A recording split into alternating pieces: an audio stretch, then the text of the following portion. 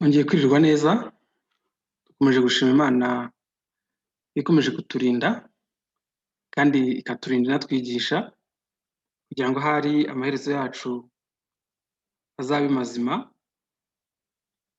gusa bizashingira ku mwanzuro twafashe tukiri hano mu isi. Iminsi Imana iduhaye yo kubaho, buri munsi wakagombye kugira icyo udusigira mu bugingo, ntube impfabusa ndetse ntuzabe impamvu yo kuba umuntu yarimbuka. Dukwiriye kuba duhora tuzirikana ko muri uru rugendo twatangiye rugana mu ijuru, rwaratangiye nyine ariko ntabwo rurarangira. Dukwiye rero kurugendamo uko dukwiriye kuba tugenda, dukwiriye kugenda tuyobowe n'umwuka w'Imana ndetse tugatera umugongo aho tuva rwose, tugakura umutima n'amaso, amaso yacu n'umutima wacu bikaba mu ijuru, tukabihanga ijuru. Ubu butayu tugendamo aribwo bwagereranywa n'ubu buzima tubamo bwa buri munsi, tukaba tuzi neza yuko bufite iherezo kandi iherezo ryabwo ari ryiza, kuko tuzabuvamo dutaha iwacu mu ijuru, aho kubabara no kwiganyira bitazongera kuba ukundi. Nk'uko twabibonye rero, twabonye ko Imana imaze kudukura mu Egiputa, ko niyo yabikoze, niyo yabigambiriye irabikora, imaze kudukura mu Egiputa, imaze kudutandukanya n'ubwoko bundi n'amahanga yandi yose adukikije. Abana b'Imana, Imana yatugiye imbere ndetse tugota impande n'impande, impande zose, kandi muri ubu butayu ntacyo twayiburanye, nta na kimwe, kuko nk'uko yahaye Abayisiraheli manu, niko natwe idutunga umunsi ku munsi. Ikiruta byose idutungisha Kristo, we wavuze ko ari umutsima w'ubugingo. Ndetse muri ubu butayu hatarimo amazi, idutungisha Kristo n'ubundi, we wavuze ko ari we mazi y'ubugingo. Mureke rero dukomeze twomatane nawe, ni ukuri tuzagera i Kanani yo mu ijuru aho twerekeza. Nyamara nk'uko abatubanjirije bari icyitegererezo cyacu, nk'uko abenshi baguye mu butayu kubera kutizera, bakagwa mu butayu kubera kwivovota, bakagwa mu butayu kubera gusubiza amaso inyuma ndetse gusubiza umutima inyuma, bagatangira gutekereza ibyo mu Egiputa bakabyifuza, bigatuma bashirira mu butayu. Natwe tubera akabarore, turusheho kugenda tujya imbere, twe gusubiza amaso inyuma rwose. Abenshi barananiwe muri uru rugendo, abenshi baracogoye, ndetse Bibiliya iravuga ngo mu minsi y'imperuka abasore b'imigenda bazacogora baruhe, ndetse abandi bazagwa rwose, ariko abamutegereza, abafite inzira za Gisiyoni muri bo, abemeye gutumbira Yesu wenyine, nta kabuza bazagera mu ijuru. Ngo abamutegereza barushaho guhabwa imbaraga ndetse baguruka nk'ibisiga. Mureke rero no mu gihe gikomeye dusabe Imana itwambike izo mbaraga, twambike amababa yo kwizera, tuguruke, dutumbagire, tugende, dusige ibitugerageza, dusige akaga kose karimo gucogoza abenshi muri uyu munsi. Tugiye gukomeza turebera hamwe Matayo, n'ubundi turacyari mu gice cya 5, turahera ku murongo wa 17 tugeze ku wa 25. Ngo Yesu ntiyazanywe no gukuraho amategeko. Amategeko tuyize igihe kitari munsi y'iminsi 3, tugenda tubisubiramo kandi n'ubundi ntabwo turabireka. Umwuka w'Imana yaje kuduhishurira yuko aya mategeko yahawe ubwoko bw'Imana bumaze kuvangurwa n'andi mahanga. Aya mategeko tubona yuko ari amategeko yabwiraga abari bari mu nzira igana i Kanani ko badakwiriye gukora imirimo yo muri Egiputa. Ntabwo amategeko yahawe abanyegiputa mu by'ukuri, kuko ntabwo abanyegiputa babishobora. Ntabwo umunyegiputa yabaho adakora biriya byose amategeko abuzanye. Ni nk'uko nguko kose rero natwe kuri twebwe bo muri iki gihe aya mategeko ahabwa abana b'Imana bari mu rugendo berekeza mu ijuru. Kandi ntabwo rero bayashobora, ahubwo Kristo uri muri bo, Kristo bahanze amaso, niwe ubibashoboza, niwe ubikorera muri bo, hanyuma bikabitirirwa. Tuzaza nidukomeza imbere tuzashyira tubone icyigisho kivuga ku gutsindishirizwa. Yesu niwe udutsindishiriza muri uru rugendo turimo, ntabwo ari twebwe, ntabwo twabishobora, ariko iyo duhanze amaso Kristo ndetse tukamuhereza ukuboko, tukamuha umutima wacu, tukamuha ubwenge bwacu, tukamwiyegurira wese, tukarekura ibyo twari tugundiriye, tugakura amaso yacu ndetse n'ibyiringiro byacu bitagira umumaro byo muri Egiputa, nta kabuza aradutsindishiriza. Rero hano baravuga ngo ku murongo wa 17 baravuga ngo mwitekereza ko naje gukuraho amategeko cyangwa ibyahanuwe.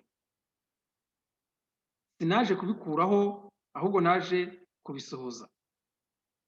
Twabonye muri Bibiliya y'Igifaransa bavuga ngo yaje kubiha umurongo cyangwa yaje kubishyira mu buryo, yaje kubisohoza. Ni ukuvuga ngo abantu abenshi amategeko yananiye ni uko batanayumva, nta nubwo bumva impamvu yayo, nta nubwo bumva icyo avuga. Kandi ni mu gihe ntabwo umuntu utaratangira n'urugendo, umuntu utaramara gusobanukirwa ko ari umwana w'Imana, umuntu ukigenda nk'ab'isi, ntabwo ari amategeko yayashobora. Ntibishoboka, kuko iriya ni imirimo yabo ya buri munsi. N'ubundi Imana yabuzaga ubwoko bwayo kuba bakongera bagasubira muri iriya mirimo yo muri Egiputa. Uyu munsi wa none rero abo amategeko yananiye mu by'ukuri ni abatarava ku bwa kabiri, kuko mu rwambere rwa Yohana nyine haravuga ngo uwabyawe n'Imana ntakora icyaha. Uwabyawe n'Imana ntakora icyaha. Umuntu uzi yava n'iyajya ntakora icyaha. Satani aratugose impande zose, ariko dufite umucyo, ntabwo tugenda mu mwijima, dufite umucyo ari we Kristo. Dufite umuyobozi udashobora kutuzimiza, dufite umwungeri mwiza turi kumwe, ntacyo twamuburana na kimwe. Dukomeze turebe ku murongo wa 18 avuga ngo kandi ndababwira ukuri yuko ijuru n'isi kugeza aho bizashirira amategeko atazavaho inyuguti imwe cyangwa agace kayo gato, kugeza aho byose bizarangirira.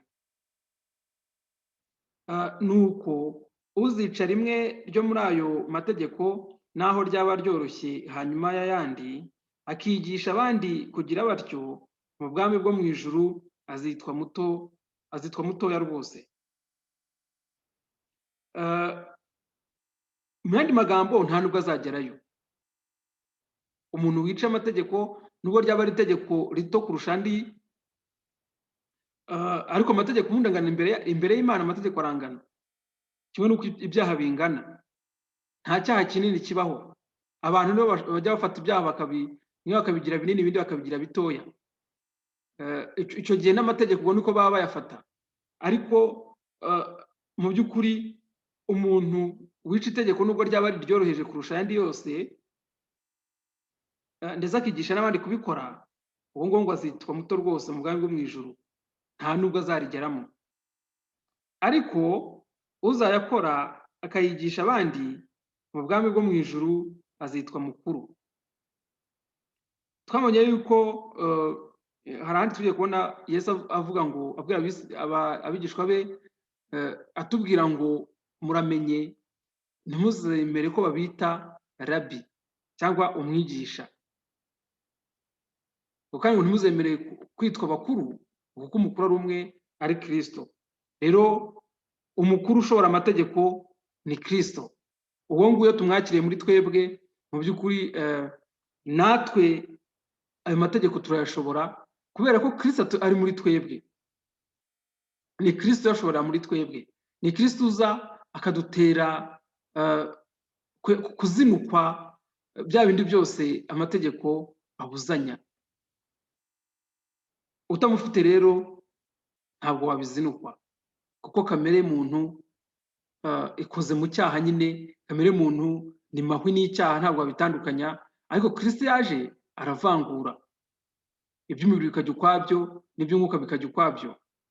Umuntu rero umwana w'Imana ni uw'umwuka, nawe uyoborwa n'umwuka nayo ni uw'umwuka, ariko n'umubiri we ntabwo uhindukira ngo ugiye gukora ibyo amategeko yanga.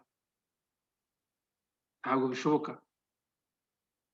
Ngo kandi ndababwira yuko gukiranuka kwanyu nikutaruta uko abanditsi n'uko abafarisayo utazinjira mu bwami bwo mu ijuru.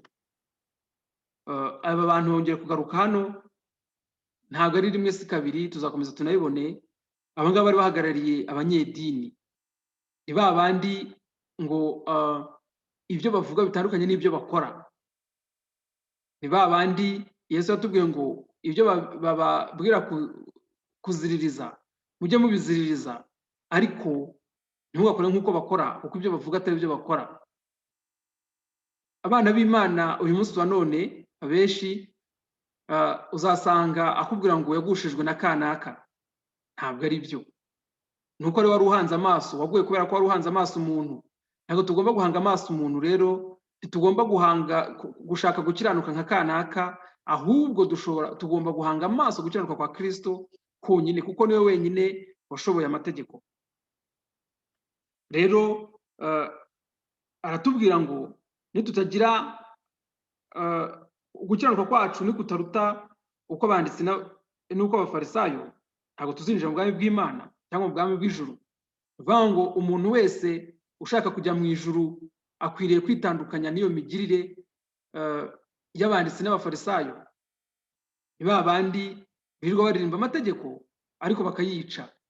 Ni ba bandi birirwa bavuga ngo mwami mwami, ariko imitima yabo yibereye mu by'isi. Ni ba bandi batigeze biyegurira umwami. Ni ba bandi batigeze bavuga ubwa kabiri, nubwo baba birirwa baririmba Imana, nubwo baba birirwa bigisha babwiriza, nubwo baba bavuga ko ari abakozi b'Imana, nubwo baba bavuga ko bahanura, nubwo ibyo baba bahanura byaba biba, yego, nubwo ibyo baba bahanura byaba bisohora, ariko ibyo ngibyo ntabwo aricyo kimenyetso kigaragaza yuko mu by'ukuri bari mu rugendo rujya mu ijuru. Ntabwo tugomba kubahanga amaso rero. Ntabwo tugomba kubahanga amaso, dukwiriye guhanga amaso Kristo wenyine kugira ngo tugire gukiranuka, cyangwa se twambikwe gukiranuka gushyitse uko Imana ishaka. Muri iyi minsi y'imperuka birakomeye. Tugeze mu kabwibwi, tugeze hahandi ibibi n'ibyiza byivangavanze ku buryo bukomeye. Tugeze hahandi ibumba n'ibyuma bivanze nk'uko tubibona muri Daniyeli. Birakomeye. Naho umunyabwenge kugira ngo amenye iby'iki gihe tugezemo. Yesu yaravuze ngo abo bose muzabamenyera ku mbuto zabo.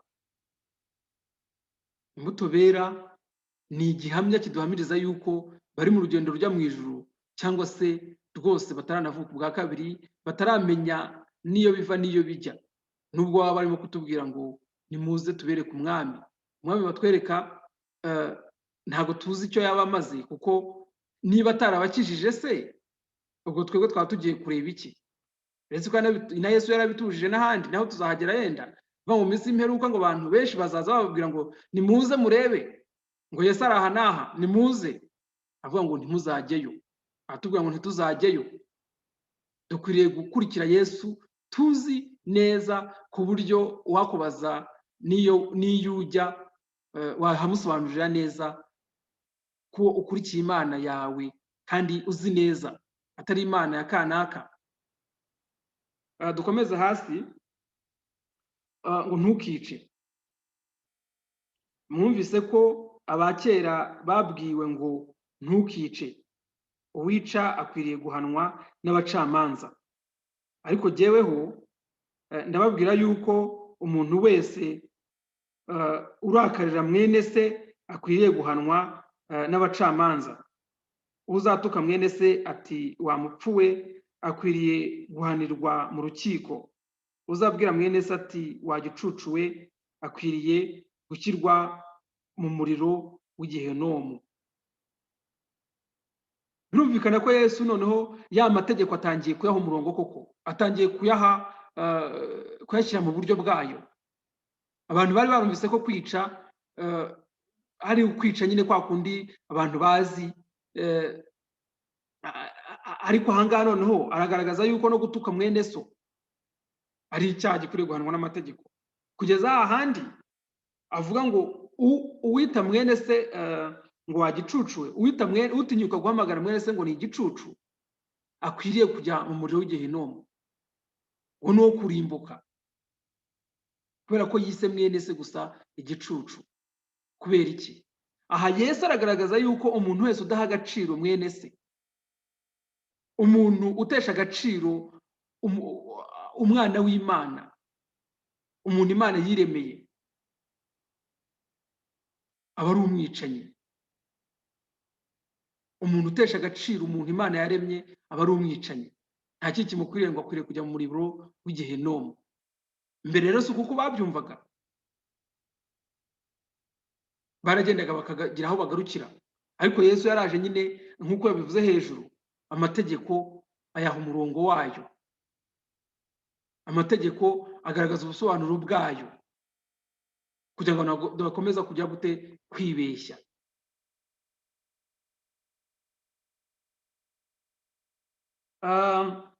Umurongo wa 23 ngo nuko nujyana ituro ryawe ku gicaniro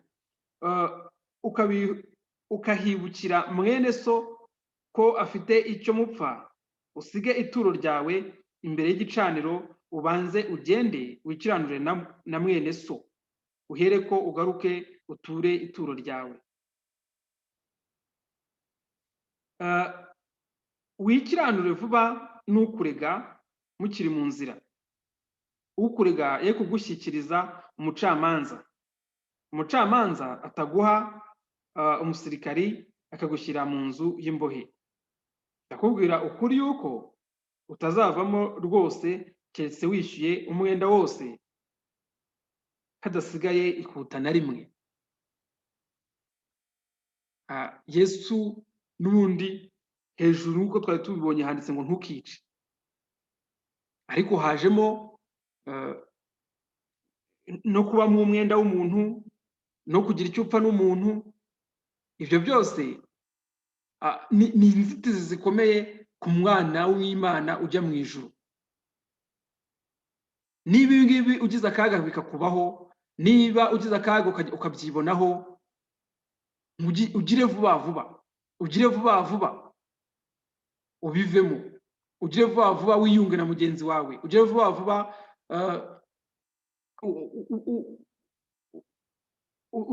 ukiranuke na mugenzi wawe. Abenshi uyu munsi none bariyobagiza. Umuntu wasanga akubwira ko ajya mu ijuru nyamara afite abantu yambuye. Ntabwo bibaho. Iryo juru ntaryo wajyamo. Umuntu ari umuriganya, umuntu afite uwo yanga mu mutima we, umuntu afite icyapfa na mugenzi we. Hano Yesu aratubwira ngo tubanze twiyuzuze na bagenzi bacu mbere yo kugira ikindi, gukomeza urugendo cyangwa kugira icyo dukorera imbere y'Imana, nacyo cyajyanishwa no gutanga ituro. rero mu by'ukuri ikigaragara nyine nk'uko Yesu yari yabivuze hejuru, Yesu yaje gusobanura mu by'ukuri aya mategeko atarasobanutse, aya mategeko yari yarananiranye, Yesu yaje kuyasohoza mu buryo nta bwishi, hari kuyasohoza nk'ugaragaza uburyo ki yakagombye gukorwa, hari ukuyasobanura neza agasobanuka, hari no kuyakomeza.